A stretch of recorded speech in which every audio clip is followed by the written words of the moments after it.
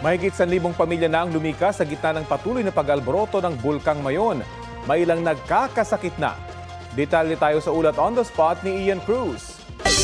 Ian?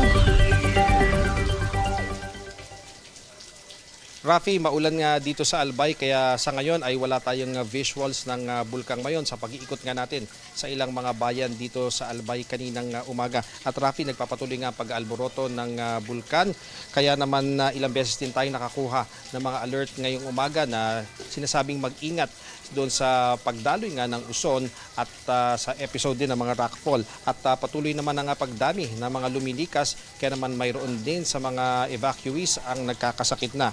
At patuloy nga ang pag-alboroto ng Bulkang Mayon dito sa Albay gaya na ipinakita nitong aktibidad at paglabas ng uson kagabi hanggang kaninang madaling araw. Kahapon, ayon sa PHIVOLCS, tumaas pa nga ang seismic energy ng Bulkang Mayon. Sinabi ni PHIVOLCS Director Teresito Bacolcol, posibleng may episode daw ng magma recharge ang Mayon. Bagamat tumigil na naobserbang pagtaas ng seismic energy, posible pa rin na magdulot ito ng pagpapatuloy ng eruptive activity ng bulkan gaya ng tuloy-tuloy na lava extrusion, mas madalas na rock falls at pagdaloy ng PDC o Pyroclastic Density Current o uson. Patuloy na nakataas ang Alert Level 3 status ng bulkan. Sa huling update nga ng PHIVOLCS, nanatili ang mataas na aktibidad ng bulkan gaya ng pagbuga ng lava dome at lava flow.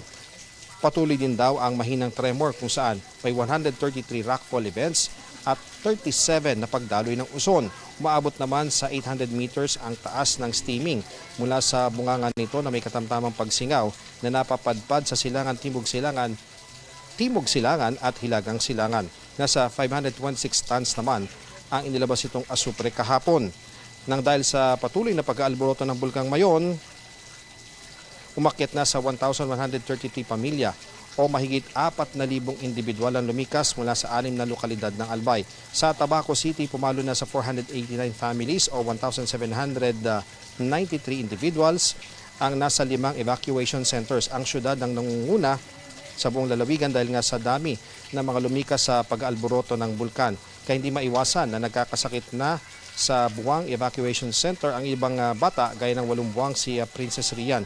Kung tutuusin ay 5 to 7% pa lamang sa mga evacuees ang tinamaan ng ubot sipon na natutugunan naman ng gamot. Posibleng tumaas pa raw ang nasabing bilang. Sa Ligao City, Albay naman 26 families o 94 individuals ang lumikas mula sa mga bahay na pasok sa 6-kilometer permanent danger zone o PDC sa Barangay Baligang.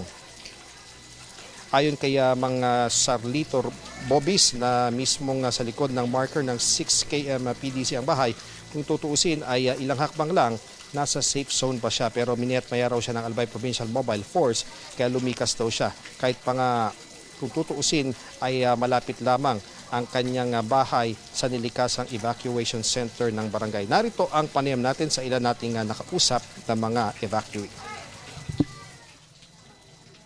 Nahirapan po. Bakit? Kasi po, mainit dito po sa loob ng tent. Sumusunod dahil yun sa kapitan. At saka yung mga militar dyan, pabalik-balik kasi lumikas kasi nasa loob ng danger zone.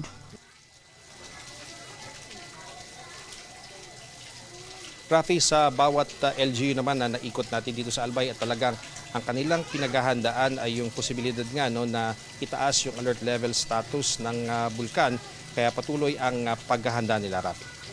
Ian, meron bang karagdagang hakbang yung mga otoridad dyan patungkol dun sa mga dumaraming mga nagkakasakit?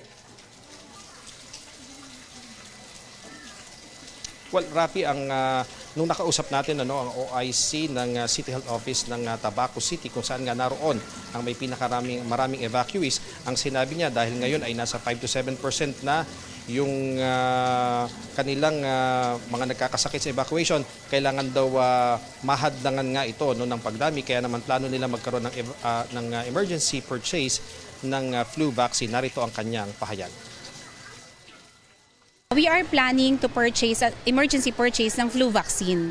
Kasi pagka naka-flu vaccine ang bawat individuals dito, especially the very young and the very old, yung mga vulnerable clients natin or patients natin, basta naka-flu vaccine yan, yung usual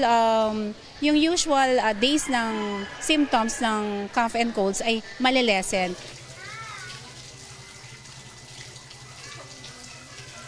Rapi, sa mga nakalipas na araw ay nagkaroon din ng mga ashfall sa iba't ibang mga bayan dito, gaya doon sa Ginobatan, sa Kamalig, meron din sa Legazpi. Dito sa kinaroroonan natin, ito yung Barangay San Jose, sa elementary school nila dito sa bayan ng Malilipot. Nakita natin na yung mga evacuees na binigyan kanina ng food packs mula sa DSWD ay may kasama ng water container, at the same time isang box na rin ng face mask para nga kung sakasakaling kailanganin nila na magtakip ng kanilang bibig at ilong ay may magagamit kaagad sila, Rafi. Maraming salamat sa iyo, Ian Cruz.